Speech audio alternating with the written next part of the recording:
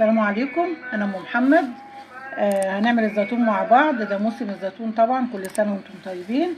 هنعمله بقى رمضان. انا طبعا ده عامل امبارح، بس سبت كام واحده كده عشان اوريها لكم. بشقها من هنا ومن هنا كام واحده اهي. انا نقعاه طبعا عشان المراره بتاعته تطلع، فلازم ننقعه ونغير له ميته زي ما بننقع الترمس والزيتون والليمون والكلام ده. كده احنا الزيتون كده. هنقول بقى المكونات بتاعته. ده الليمون مقطع، ده ليمون مقطع هنكبه عليه. بسم الله الرحمن الرحيم. هنكب عليه. ده جزر مبشور، جزر مبشور برضو اهو، نفضيه على بعضه.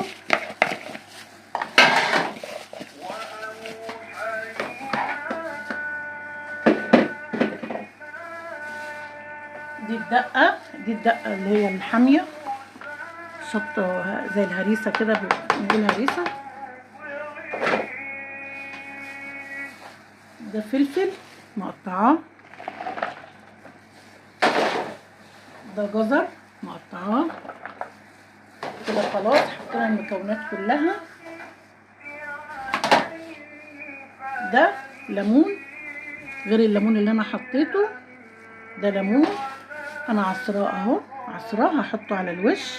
وده هنحطه على ده، هنكبه على وش الزيتون كده مع هنا يعني الحاجات دي دلوقتي. ودوت هنحطه على وش البرطمانات عشان الزيتون لا مؤاخذه ما يعفنش. وده الملح، نحط ملح، هنحط زي ما احنا عايزين على قد الكميه اللي احنا عاملينها. بسم الله. نقلب.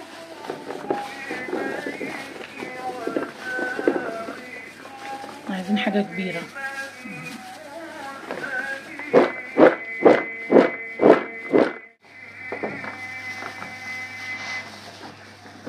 انا كده بقلبه كله مع بعضه، يندمج كده مع بعضه كله، عشان ايه؟ لما نعبي برطمانين او 3 او برطمان بيبقى ايه كله متشكل مع بعضه. ما نجيش نطلع منه ناكل نلاقي حاجه في هنا زيتون كتير وهنا ما فيش زيتون كده. الليمون اهو اللي انا عصراه اهو، هفضيه كله كده عليه برضو اهوت، بس كده. والملح. بسم الله ما شاء الله لا قوة الا بالله العلي العظيم. ادي معلقه يمين، هو مش بالعدد يعني، انا بحط لغايه ما احس ان هو خلاص يعني، ده مقدار يعني، عينيا اللي بتوزن.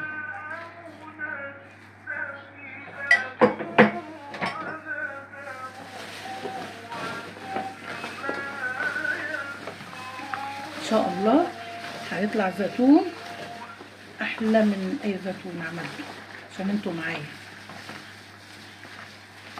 دوت. يعني هحسب بقى ان بعد ما احطه في البرطمان، احسب بقى النهارده احنا يوم كام في الشهر، وافتحه في نفس الميعاد اللي انا قفلت عليه فيه.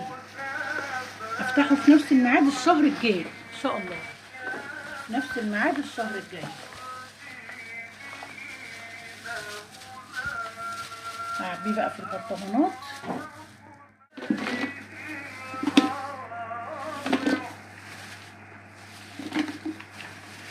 انا لابسه جوانتي دوت علشان الشطه الحاميه دي، حاميه جدا، الحمرا دي حاميه جدا.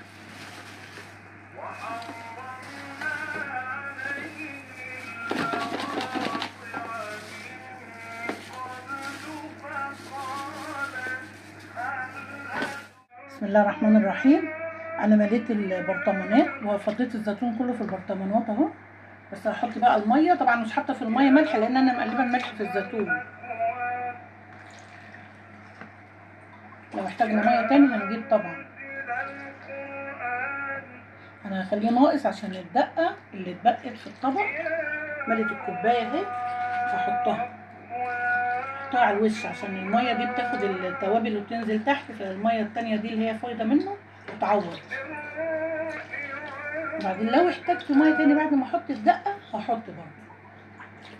اللهم صل على النبي. هيطلع احلى زيتون عشان انا معاكم عاملاه وانا معاكم. خليه كده على سوق ملعوس تاني نبقى نحط.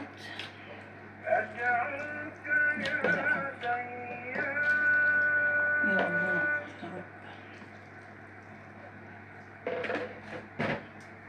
ميه اللي اتبقت في الطبق اللي كان فيه الزيتون والخلطة كلها على بعضها. بخسارة طبعا، هي شايلة الليمون والملح والحاجات الحامية والتوابل كلها. نقلبها كده ونحط منها بسم الله.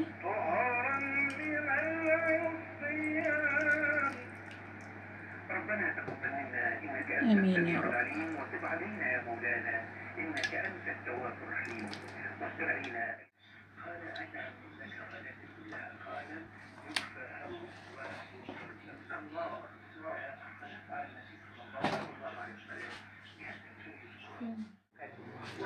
بسم الله ما شاء الله. بس شكله يعني عايز يتاكل دلوقتي. عمل، وعلى فكرة دولت 2 كيلو ونص زيتون وكيلو فلفل وكيلو ليمون وكيلو جزر. عملوا كمية كبيرة جدا، عملوا برطمانين من دولت دول يعتبروا شفشاقين صغيرين. وعملوا ده وده معوق من هنا مش مشكلة. وعملوا ده 3 يعني حلوين بسم الله ما شاء الله. كل سنة وانتم طيبين، وان شاء الله اعمله معاكم السنة الجاية على خير. ربنا يديكم الصحة والعافية. انا حطيت هنا وحطيت هنا. اكمل تاني كل واحدة شوية.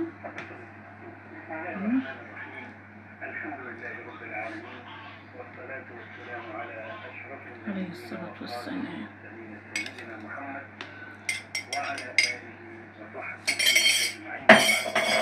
هنكمل طبعا ميه لان في برطمان ناقص اهو، لازم يبقى مليان علشان يستوي كله زي بعض.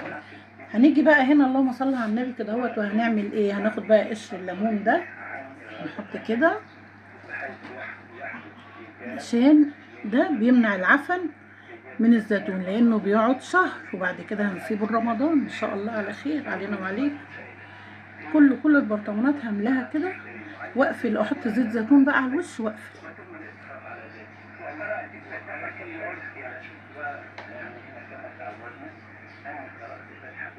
السلام عليكم، رجعت لكم تاني بعد ما خلصت. هنحط بقى زيت الزيتون على الوش، مش كتير يعني عشان يحفظ بس الوش. وفي ناس بتحط خل بس انا ما بحبش احط خل علشان ممكن الخل يهريه. ده حاجه بتقعد شهر بعيد عني، ما بفتحش عليها غير بعد شهر. ما اضمنش هيحصل فيها ايه من الخل. بلاش خل احسن. ده زيت زيتون اصلي عندي، كنت شايلاه في التلاجة، باب التلاجة.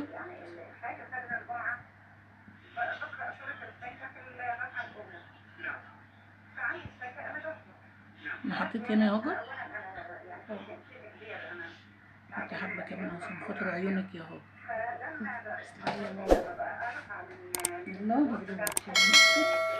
بسم الله توكلنا على الله. بسم الله. احلى زيتون ان شاء الله معاكم.